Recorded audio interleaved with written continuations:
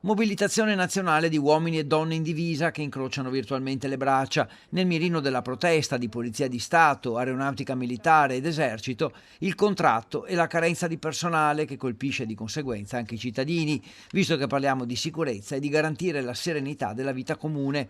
L'aumento del contratto è ben lontano dall'inflazione reale. I sindacati hanno calcolato per ogni lavoratore una perdita media di circa 300 euro al mese, difficile persino coprire gli affitti. I soldi stanziati non vanno a coprire quello che è l'inflazione.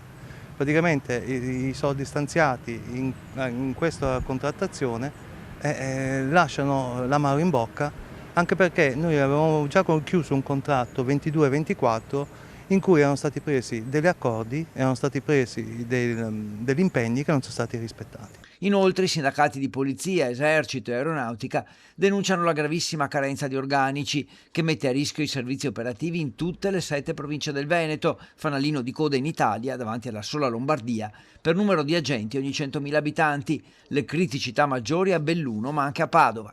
Padova abbiamo una questura che alcuni anni fa è stata elevata alla fascia A, quindi le questure più importanti a livello nazionale, comportava un aumento significativo di personale che non è mai arrivato. La provincia di Belluno, dove insomma la situazione stradale è particolare, siamo in piena montagna, abbiamo un 20% in meno, mi pare di ricordare, alla sezione di Belluno, ma un 45% a Feltre e a Valli di Cadore.